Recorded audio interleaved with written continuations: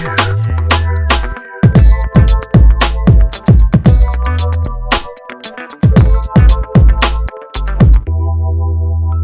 viewers, my name is Abhishek and today we are going to be speaking to Mr. Vinod, who is part of our EV community. He owns an MG ZS EV and he holds the record for driving the longest distance in that EV in India. He drove all the way from Gurgaon, Haryana to Cochin, Kerala. He showed us that electric vehicles are practical for long distance driving. Today we are going to talk to him about his experience. So, welcome Vinod.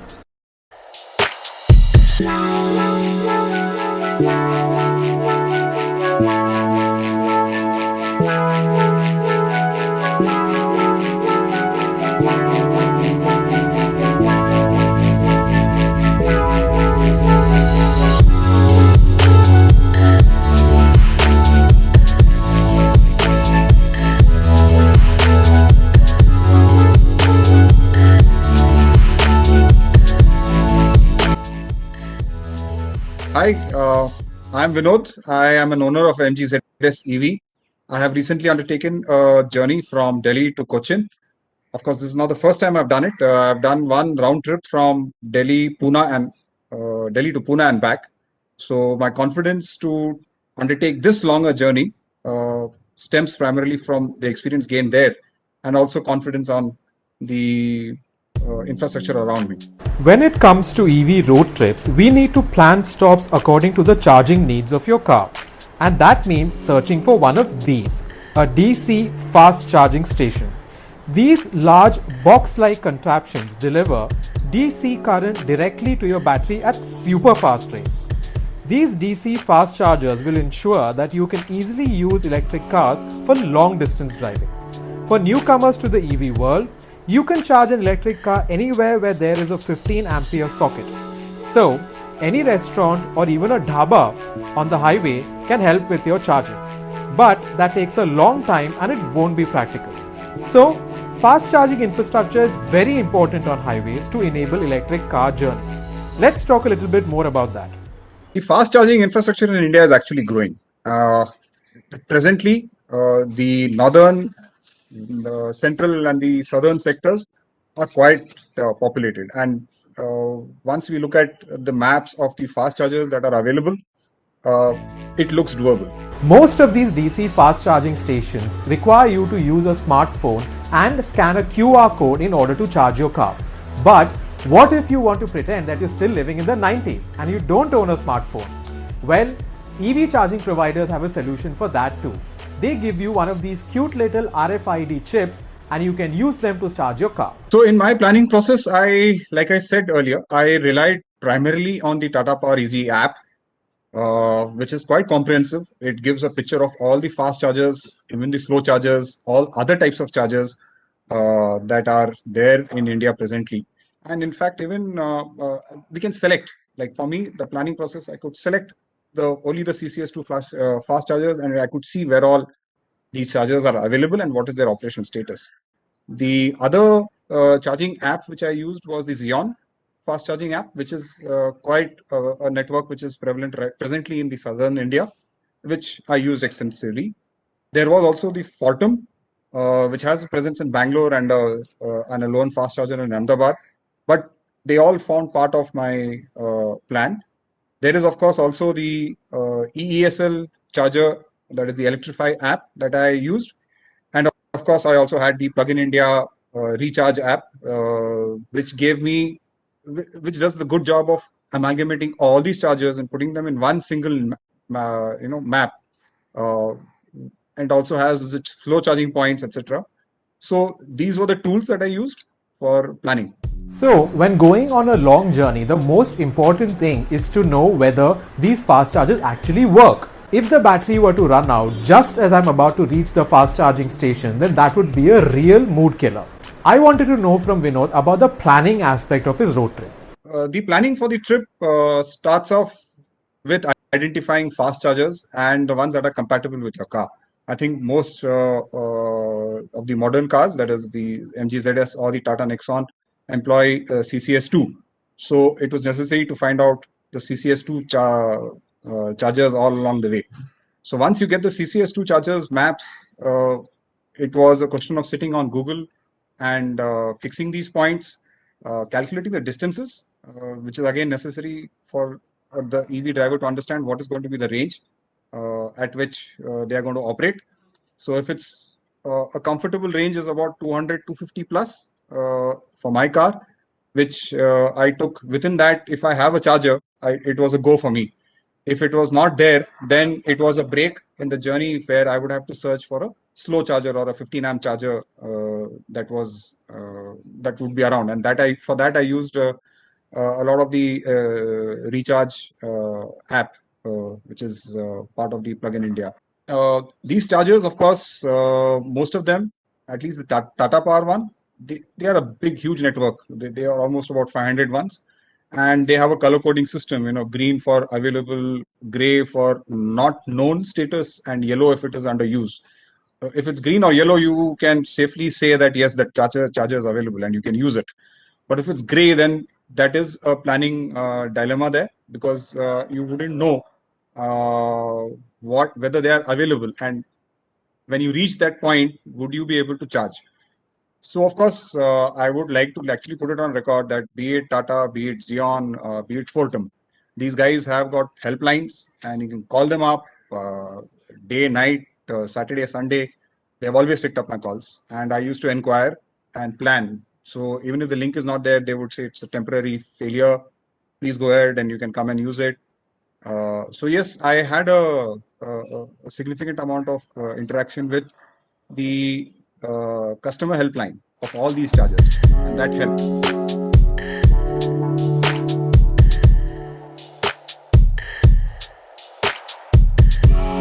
So let's talk about the first leg of Vinod's journey from Delhi to Baroda, Gujarat. Vinod left Gurgaon at 5 am and travelled to Jaipur, which is 244 kilometers away. He reached Jaipur with 31% SOC and was fully charged in just 2 hours. Now there is a gap in the fast charging network between Jaipur and Udaipur. Tata Power, in their infinite wisdom, have not installed a fast charger for over a distance of 400 kilometers. So, Vinod had to terminate his journey at Rani Bagh Resort at Beawar in Rajasthan. There, he got a 15 ampere socket. Overnight charging meant that he could start at nearly 100% state of charge the next day. Coming to the first leg of my journey, which was from Delhi to Beawar, a distance of 437 kilometers, I started off early in the morning so that I can avoid the Gurgaon traffic. Aim was to hit Jaipur. Jaipur has got 3 chargers. I used the one that was closest to the highway at a place called Srisham Motors. There they have a Telespower charger. I mean, the Tata Motor chargers, there are 2 types. One is one which looks like a big, long, tall block, and that's the Telespower ones. These have some amount of issues with regard to linkages, etc. But once we charged up from there, the next thing was ideally would have been to hit Udaipur, right? But it's about 400 kilometers between Jaipur and Udaipur, and there is no fast charger in between. So that means that I had to stretch my journey till Beawar. Beawar is the place where I chose because it's still on the NH48 highway. And there was this Rani Bagh resort. This gentleman, I had spoken to him. I asked him for a 15 amp charging point. Though initially he was a little hesitant, but once he understood the need, he said, "Sir, you just pay how much is by the units, and you are good to go." So yes, I reached Beawar by about 3 in the afternoon. I set up my charge. Setting up the charge, another essential, of course, on all long drives is to carry a good quality cable. I carry a 25-meter extension cable, which should at least withstand, a good 4 to 5 amps. So the cable rating has to be good. If there was a charger at Beawar, because Beawar is a nodal point on the NH48, where you can actually head towards Ahmedabad or towards Udaipur. And if there was one there, I would not have stopped, because it is just another 2 hours drive or 2.5 hours drive, and I would have reached Udaipur. So my half a day's journey was broken short. So yes, I would actually recommend, maybe institutions like Tata Power and all should should consider setting up something at Beawar, at least one to start off with, so that we can have a comfortable journey all the way up to Udaipur. From Beawar in Rajasthan, with the MG having an SOC of 88%, Vinod had to reach MG Motors Udaipur showroom 215 kilometers away. Traveling through the Aravalli mountains, Vinod said that it was one of the most beautiful drives, especially with a spectacular sunrise. The charging was easy at Udaipur with no issues. Next, he had to drive to Ahmedabad, Gujarat. The plan was to charge at Tata Motors Harsolia Brothers at Gandhinagar in Gujarat. With a distance of 240 kilometers to go, the MG would be operating at the outer limit of its endurance. With an electric car, expect the unexpected. Reached Udaipur. Udaipur again has got two fast chargers, but I use the one that is there at the MG showroom. So the MG showroom has a Tata Power charger. We used it. It was seamless. Now, again, the one in MG is a Delta make kind of a charger. There's a difference. I will summarize it towards later, but the Delta one was good. I charged up. Now the MG has got a range of about 286 to 90 kilometers with the AC on.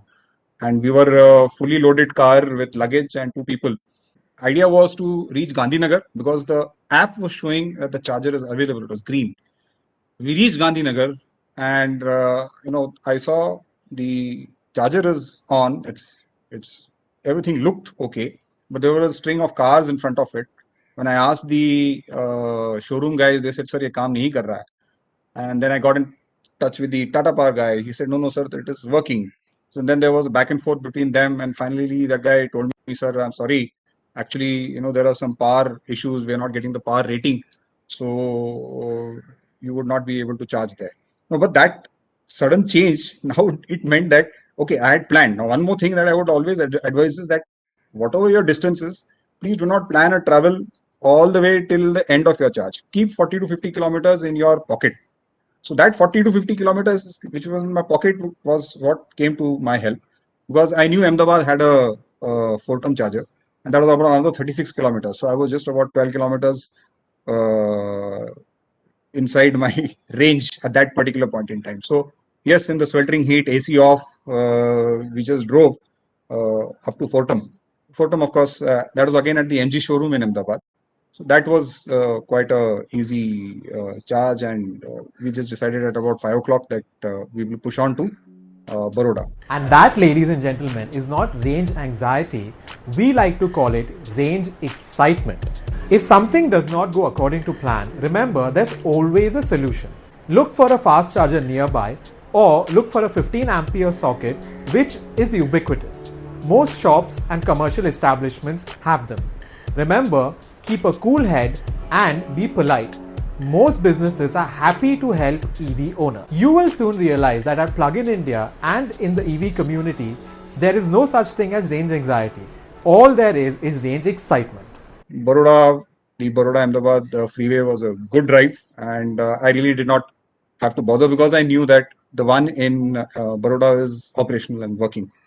Ended the day there. So the second phase, that part of my travel was quite nice, other than the Ahmedabad fiasco. Also, many smart viewers here may have observed that Vinod charged his MG ZS EV at MG showrooms and also visited Tata Motor showrooms. Hang on. So, if you own an MG ZS EV, can you visit a Tata showroom and use their charger? And if you use a Tata EV, can you visit an MG ZS showroom and use their charger? There is a MOU between MG Motors and Tata Power for setting up their chargers in their showrooms, right? So MG has got, quite a few MG showrooms have got Tata Power chargers with them. And these chargers are actually public infrastructure. In fact, so anybody can use them. I have not had an occasion where anybody from Tata told me, no, you're MG, you cannot come. In fact, they were more than forthcoming, always welcoming to their showrooms and offered me a cup of tea. So there is no hesitancy at all. I am sure that it would be the same for even if a Tata Nexon car goes up to an MG showroom and asks for them to be charged.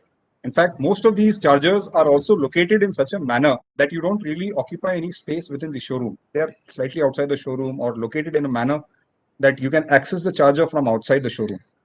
So there is no restriction on the type of vehicle that can use these chargers.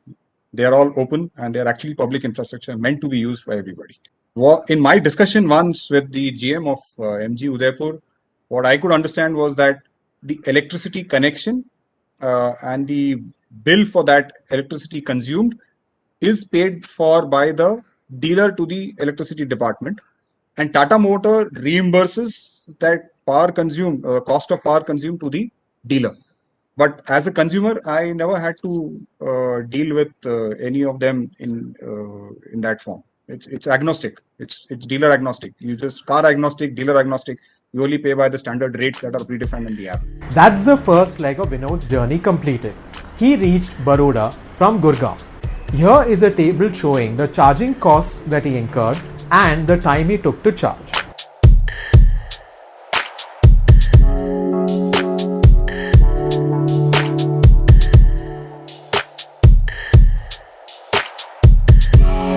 Let's talk about the second leg of Vinod's journey from Baroda, Gujarat to Hubli, Karnataka. Vinod left Baroda and topped up at Tata Motors Lakshmi Nagar, Surat, which was 171 kilometers away. The next stop was MG Motors Thane, which was at a distance of 264 kilometers. The stop after that was a top up at Tata Motors Bafra Motors in Pune city. So it looks like there were no issues with charging so far. However, there was no fast charging station between Kolhapur in Maharashtra and Davangere in Karnataka, a distance of 350 kilometers. So Vinod had to stay overnight at Hubli. I started, when you look at that map from Pune to Kolhapur, there are something like six fast chargers. There's a gap of about 150 kilometers. You have six, and out of them, three are located in the premises of hotels, right? So what that meant is that when I started from Pune, I drove fast. I drove with the assurance that I could charge at Satara, which is just about 110 kilometers, 120 kilometers. And charging time was less. It just took about half an hour to charge or bring up the charge to 100%. And that is the time that I could, have a cup of tea, relax, driven 150 kilometers, got into the car again, and drove again all the way up to Uran Islampur, which is short of Kolhapur. And again in a hotel, charged. And so the thing was that I have covered almost about 250 kilometers. Availability of chargers every 100 kilometers really improved the quality of the drive. The distance between Kolhapur and Davangere, where the next fast charge is located, is about 350 odd kilometers, just outside the range of MG ZS. So I had to perforce stop somewhere in middle. So I had called up ahead MG Motors, and the MG Motor GM from Hubli was kind enough to say that, okay, we will give you a 15 amp plug point to slow charge. So we drove up to Hubli and stopped there for the night. I had extremes of both, from Pune to Kolhapur, I had six fast chargers, and then from Kolhapur to Hubli, there were none. So I tasted both in the same drive. If you see the Pune-Bangalore highway, it has got enough chargers to actually do a Pune-Bangalore trip within a day. It can be done. It can definitely be done. Except the only limiting factor in this case is that there is a gap from Kolhapur to Davangere. And there are two major cities in between. One is Belgaum, one is Hubli, and definitely one charger each in these places is must. And then I think we can actually say safely that Pune-Bangalore highway would be a fully electrified highway. So this is fantastic, Vinod. It looks like the Bombay-Pune-Bangalore highway is the most electrified. But Tata Powers, please install a fast charger at Hubli and Belgaum. So Vinod reached Hubli from Baroda, and there the second leg of his journey ended. Here is the table showing the cost incurred for charging and the time taken for charging.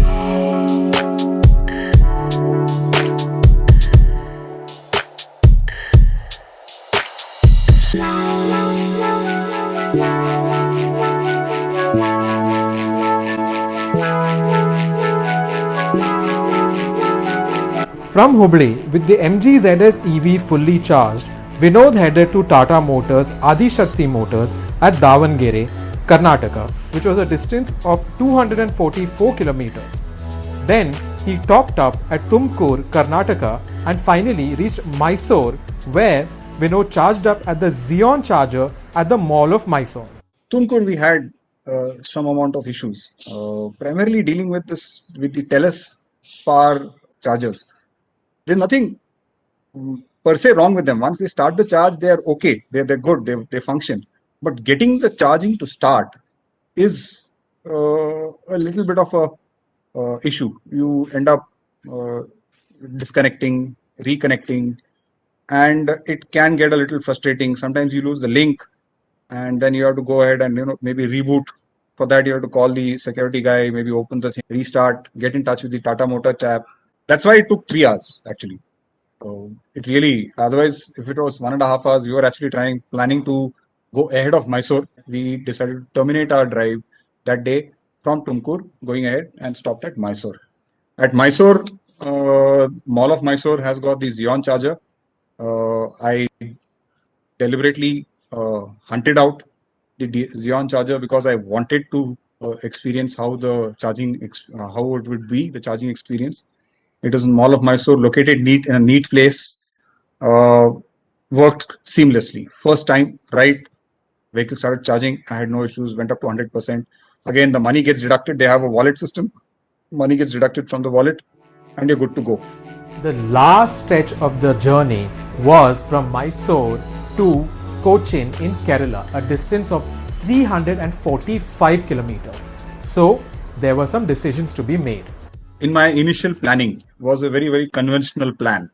Idea was from Mysore, if I have to go to Kochi, drive up to Coimbatore, from Coimbatore, charge up at Coimbatore, drive to Palakkad, charge up at Palakkad, go to Thrissur, drive up, charge up there, and then head up to Kochi with the plan that I would reach Cochin by late evening, right? Considering all the charging stops and all the things that are there. But like I said, I was in constant touch with both the Xeon as well as the Tata Power guys. Both of them said, unfortunately, that the chargers at Coimbatore were inaccessible because they were located within the mall and inside the basement. Right. So, and because of lockdown, the malls are not open, so you cannot take any, you cannot use them. I said, okay, fine. So they gave me, like they say, there's always a silver lining. So that's when I started putting my plan B. Google, when I said, please send me to Thrissur, it routed me through Nilambur. Now that was almost 290 kilometers, and I was like saying this is not possible. Yeah, so I zoomed in into the map and noticed that from Gundalur to Nilambur was all downhill. It was a ghat, and it was through the Bandipur and Mudumalai forests reserves. So we drove up to Gundalur. Gundalur is the point from where you have to make a decision again that whether you want to turn left and go up the hill to Ooty and lose all the charge, or should I continue? Because Nilambur did not look, Nilambur was in the plains and I was very high. So that's where when I asked the locals around, they said, yeah, it's a ghat and it's all downhill. And I had enough charge. In fact, one good thing that I noted is from Mysore all the way towards Ooty, the gradient was sloping downwards. So I could hit higher speeds, 60, 70, and yet my power requirement was never more than 10%. So at Gundalur, we decided, okay, we had about 95% charge, 90% charge. I said, this is fair enough. Let us try and hit Nilambur. And we did it. We took it. We went through the Mudumalai forest again, a beautiful, and we could saw a complete herd of elephants and deer. It was very beautiful. And from Gundalur to Nilambur, it was magic because it was all downhill and I was only getting regen. And by the time I reached Nilambur, I still had good 75 to 80% remaining with me. And by the distance to go meter, Cochin was in reach. So we started off the day not knowing whether we'll charge at Coimbatore or Thrissur. And by the time I reached Nilambur, Cochin was in reach. So we just decided, okay, no requirement to stop at Thrissur. So let's just drive. So I drove and I reached Cochin. So 345 kilometers on a single charge. Started at 5 o'clock in the morning from Mysore. Ended my drive by about 3 in the afternoon at Cochin. It's a beautiful drive, no charge required. And that, ladies and gentlemen, is the magic of regenerative braking. All of us who own an EV have experienced this feeling. It's a feeling you can only get with an electric car. As you go down, gravity makes your car's range go up. That is the magic of regenerative braking. So, Vinod reached Cochin and there terminated the third leg of his journey. Here is a table showing the charging costs incurred and the time taken to charge.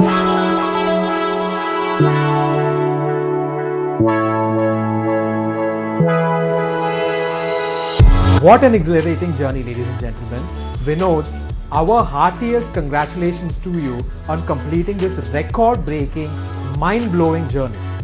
Let's talk a little bit about the good, the bad, and the ugly about your fast charging experiences and your overall experiences. The good, Tata charging network.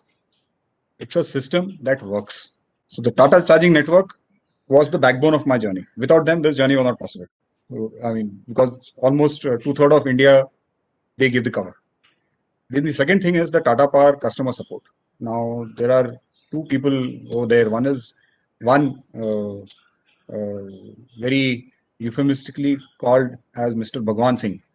I used to call him as Mr. Bhagwan. He is the Tata customer support head. He was on my quick dial. Whenever I had a requirement, I used to call him. He was more than helpful.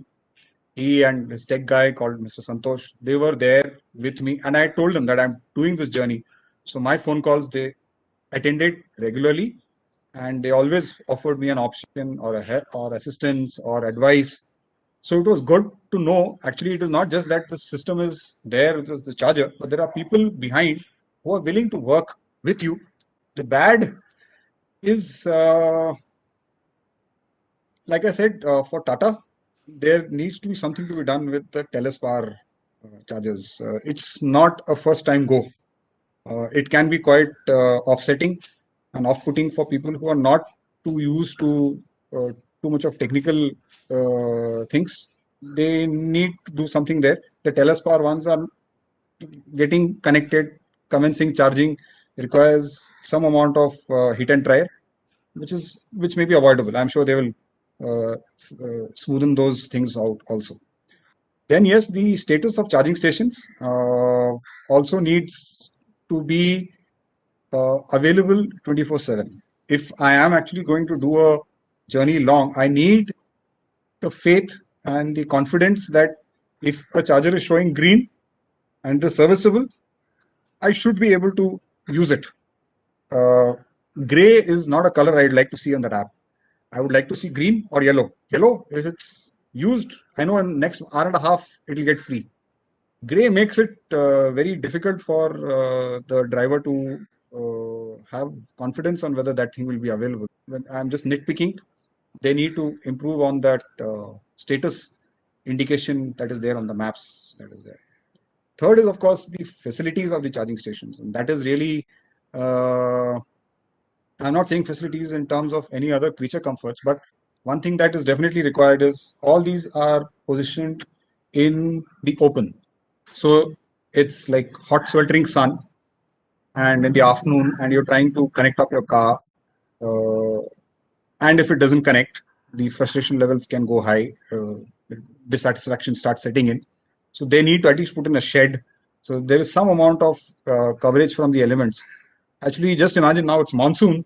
And if I am to charge, say if I was at Tunkuru or at Davangere, it is absolutely in the open. It's raining. I need to charge, but there is no cover on top. There is no cover. There is no cover for rain. There is nothing. And you're dealing with high voltage electricity. They would need to look into those kind of aspects.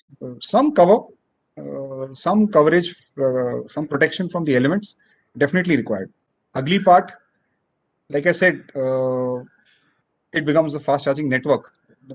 It is more on a long-term scale. We need fast charging stations on the highway. We need them to be operating reliably and we need options. So by that I mean we cannot have 250 kilometers, one charging station and the next one at 200 kilometers. it should be that we should have at least about one at every 100 to 150 kilometers. There should be one fast charging station, and it greatly improves your riding efficiency. It greatly improves the entire experience. Like I said, like the distance between Pune and Kolhapur was a breeze just because by the fact that there were six of them. We need similar infrastructure. We need actually infrastructure not to be set up at the dealerships, the hotels, the dhabas. These should be the points where the fast chargers come in. So because 90 minutes you're going to charge there, you need something to do. You can plan your lunch stops, your dinner stops, your chai stops, your breaks, everything at the dhabas while the car is getting charged. And that will just get this entire electric vehicle thing zooming after that. Vinod, do you have any tips for EV drivers who plan to do such a long distance journey? As far as driving an EV is concerned, it's a pleasure. No, none of us need. I don't need to reiterate it for the EV owners. It's silent, it's quiet, comfortable. The very fact that you're driving in an auto mode, the fatigue levels are lesser. And on the MG ZS, we have the cruise control. The moment you engage cruise control on a highway, it's a very, very pleasant experience because both your feet are off. So the fatigue levels are much, much lower because of the EV. Your range increases just by engaging cruise control on a long drive. I have seen at least a 10% increase in my range because the power requirements are that much lesser. So steady driving is necessary. I also used to engage on the highway. I used to not accelerate up to 60. I used to engage my cruise control at 30 when I can engage. And then for the next 3 minutes, just keep playing with the joystick so that it reaches 60. And I have never shot up my power requirements more than 20% at any time. Then region mode. It's like I think it is the added charger that you're carrying with you. With region, I drove 375 and actually 375 I ended my journey. I still had another 80 kilometers in my battery still go. I could have gone further down, right? So region works. Region has to be engaged at all times and make sure that when you're going downhill, it adds up to your battery power. Driving speeds also is again a very important aspect I've learned over a period of time is that to maintain a constant driving speed. Now, constant driving speed doesn't mean slow. I have been driving 70, 80, 90 constant. So it's the constant speed that reduces the power demand on your batteries. Like I said, in fact, for the MG ZS, I'm not so aware about the Nexon. MG ZS at 80 kilometers per hour, if I clutch in cruise control, I get the least amount of power demand. It's always below 10. So there must be some matching up of power requirements, etc., for the motor. Maybe that is why that it is the RPM at which the motor is most efficient. So steady speeds for longer periods of time is the mantra for long drives. At Plug-in India, we have said again and again that we all need to make the switch from polluting ICE cars to electric vehicles. A huge part of making that transition possible is fast charging infrastructure. Vinod's EV journey will be remembered as the first time using an electric car for long distance driving was practical. We should all remember that these are still baby steps. Nevertheless, we would like to congratulate Vinod and thank him for taking the time to share his experiences with us. Thank you, Vinod. Pleasant experience, one dealing with the team from Plug-in India. My eternal gratitude to them for the great work that this entire team is doing. Of course, to all the other people, Tata Power and all the other charging systems who have helped me actually achieve this. This is a teamwork. I was just one of the many who was doing this work. There are a lot of people who helped me in this thing. So thank you, everybody, and thank you for arranging this interview. God bless and all the best.